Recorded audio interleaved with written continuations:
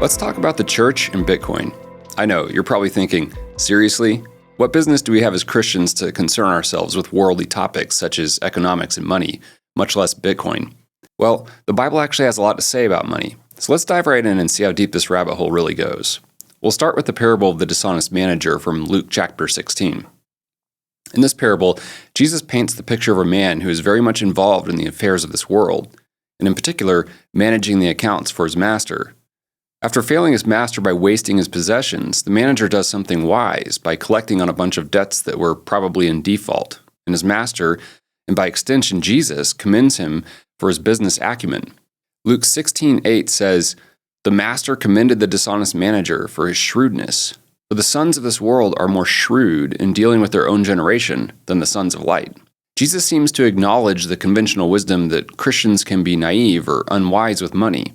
And then he proceeds to warn his followers that they may not be entrusted with true or spiritual riches if they can't be faithful with the common or physical riches of this world. In other words, we can't use our Christianity as an excuse to ignore the affairs of this world, but instead, God expects us to operate with shrewdness and acumen like the sons of this world.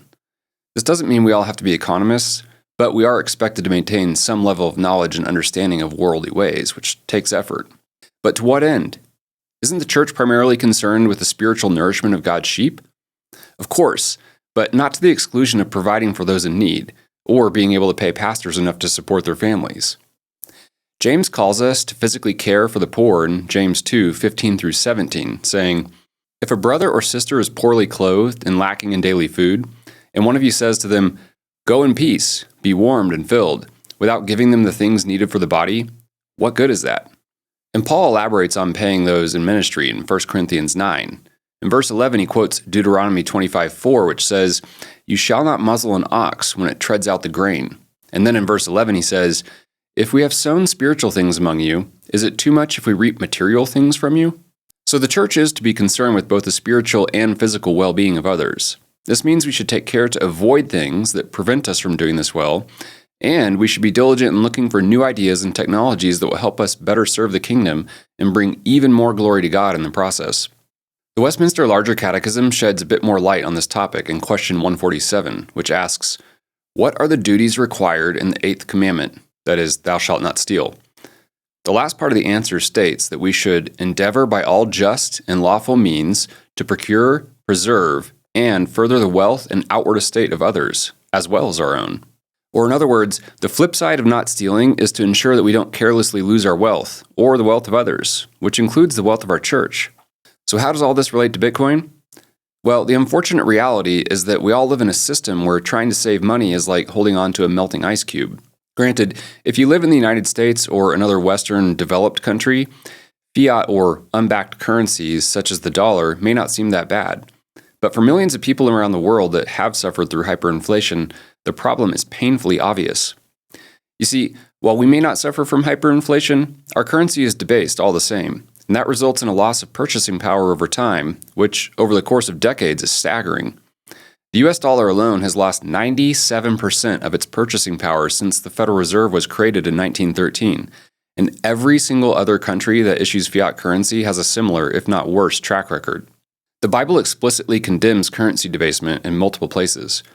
For example, Deuteronomy 25:15-16 says, "A full and fair weight you shall have, a full and fair measure you shall have, that your days may be long in the land that the Lord your God is giving you. For all who do such things, all who act dishonestly, are an abomination to the Lord your God." Even most non-Christians intuitively understand that currency debasement is inherently unfair, and this is why monetary metals, such as gold, have been used as money for thousands of years.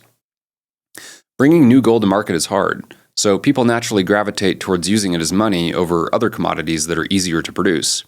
In other words, people prefer gold because it's hard money, meaning it has the lowest inflation rate. The problem with gold is that it's not easily divisible and it's hard to securely transport, and these factors are what led to the rise of fiat currencies in the first place.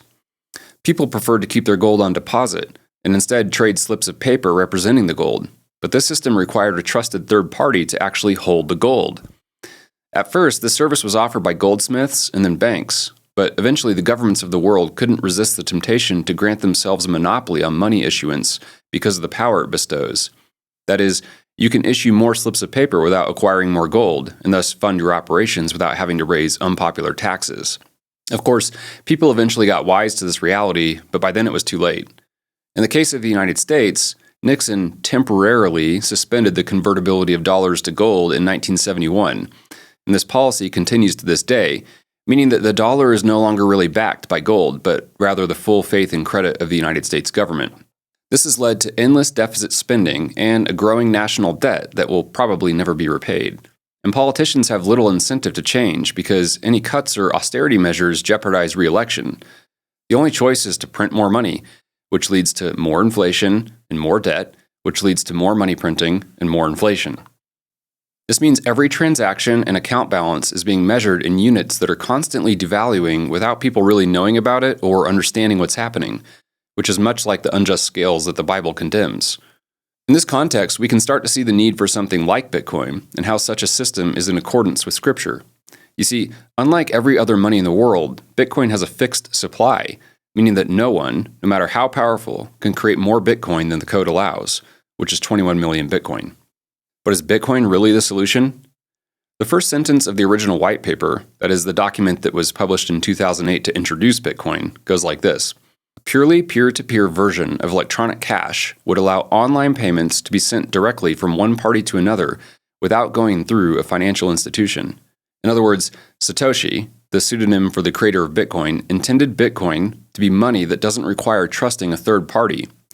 Remember, in the case of gold and later fiat currencies, people are trusting a third party such as a bank or the government to be honest. Bitcoin, on the other hand, assumes that no one can be trusted in the face of such temptation, and so it creates a decentralized system where no single person needs to be trusted because each node maintains a copy of the entire blockchain or ledger. Any transaction can be easily verified by any participant in the network, and transactions cannot be duplicated or faked due to an ingenious technical innovation called proof of work. Still, you might be thinking, that's all well and good, but why or how does Bitcoin actually have any intrinsic value when it isn't backed by something physical or useful for anything? Well, for starters, as Christians, we know that there are plenty of non-physical things that have value. For example, Proverbs 22:1 says, "A good name is to be chosen rather than great riches, and favor is better than silver or gold." So in other words, a good reputation, something that is not physical, is more valuable than silver or gold, both of which are physical monetary metals. Of course, there are plenty of examples of digital things that have value, such as a manuscript for a novel or the pictures of your children in the cloud. So it can't really be that Bitcoin has no value because it's digital and not physical. But what about the fact that it isn't useful for anything or that it has no utility? The idea is that monetary metals like gold are valuable because they're industrial use cases. But the reality is that the majority of the value of gold currently comes from what economists call its monetary premium, which is just a fancy way of saying how much value people assign to something for its use as money. That is, something that can be used as a store of value, saving, medium of exchange, trading, or unit of account, bookkeeping. And just because something isn't used for all three of these functions at once, it doesn't mean it can't be considered money. For example, gold isn't really used as a medium of exchange or as a unit of account anymore, but it's still widely regarded as a great store of value. Just like gold, Bitcoin is valued directly. It doesn't derive its value from something else, nor is its value intrinsic, but rather subjective, coming from its usefulness as a money to individuals that prefer it. And these people aren't just speculators. Unlike tulip mania, one of the most famous investment bubbles of all time, Bitcoin has stood the test of time, and every time it has crashed and been declared dead, it has never trended to zero, and instead always come roaring back with new all-time highs. This is not the classic chart of a speculative bubble that never comes back, but rather a better analogy would be the dot-com bubble in the early 2000s.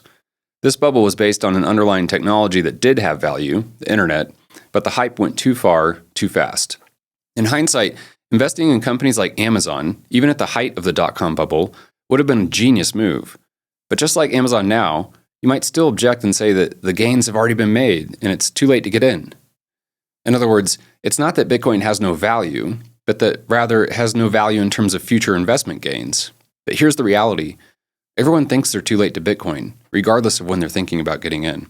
Of course, thinking about Bitcoin as an investment is probably not a great mindset in the first place.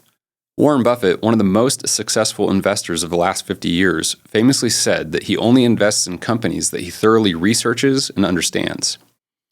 Given his success rate, it's understandable that many follow his advice almost religiously, but applying this advice to Bitcoin doesn't really make sense.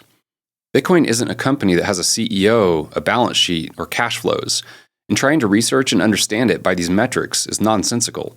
Bitcoin is a digital monetary system that promotes human freedom, and it's more productive to compare it in like kind to other types of money and markets that you're more familiar with, such as the traditional financial system and the dollar. Unfortunately, few people actually understand how banks function or where dollars come from, or even what the Federal Reserve is. But that doesn't really stop anyone from using dollars and banks. Most people place an incredible amount of implicit trust in the current system. So be honest with yourself and realize that you may be holding Bitcoin to a different standard. To put it another way, we aren't asking your church to approach Bitcoin as a speculative investment to hastily gain wealth. Instead, we're encouraging you to think of Bitcoin as a long-term savings vehicle that can preserve capital for rainy days and kingdom building. Living in a world of constantly inflating fiat currency has conditioned everyone to gravitate towards riskier and riskier investments, while at the same time viewing those investments as savings by rationalizing and discounting the risks. Sadly, in most cases, the returns on these investments is really just inflation masquerading as profits. Counterintuitively, Bitcoin is not the next step in this constant quest to find better returns, but rather a return to saving in the market good that has the least amount of risk and most salability, which just means it's the easiest thing to sell. And I realize that saying Bitcoin is less risky seems strange given its volatility, but volatility is not the same thing as risk. If your church has a low enough time preference, meaning they're able to wait for years or even decades to use savings, the short-term volatility is irrelevant because your church isn't risking money that they may need to spend in the next week or month, even if the price of Bitcoin happens to be down. Don't get me wrong. If your church is in a struggle to keep the lights on and needs tithes just to operate on a monthly basis, it might be better to focus more on ways to help getting your church to a stronger financial position. Bitcoin may be part of the solution, but more than likely, it's not the first step. Having said that, our hope is that when a church thrives on a Bitcoin standard, it will encourage good long-term stewardship. In other words, we hope that Bitcoin will help us as kingdom citizens to make wise plans that may require decades or even centuries to unfold. As Jesus taught in many of his parables, the kingdom does grow surely, but it also often grows slowly. In summary, we think it's good and right to strive to use monetary systems that promote more justice and peaceful cooperation in the world, and we believe using money that aligns with Christian ethics and morals is an important part of living faithfully as citizens of God's kingdom. So with the world's largest asset managers like BlackRock adopting Bitcoin, and the world's largest governments like the United States creating strategic Bitcoin reserves, it's clear to see the sons of this world acknowledging the legitimacy and utility of Bitcoin. And as Christians, we would do well to consider and study it with all humility. So our encouragement is that you consider Bitcoin not only for your own sake, but especially for the sake of your church, even if you think you already know everything about it. Our prayer is that you'll adopt a spirit of humility and grace as we explain what Bitcoin really is, why it's important for your church, and how you can go about moving your church towards a Bitcoin standard. To get started, check out our 10-part series called Your Church in Bitcoin. And if you need help, feel free to reach out, and we'll be happy to advise. Magnolia is a nonprofit, so we don't charge for these services. Our goal is to help the church understand and use Bitcoin. This is our passion.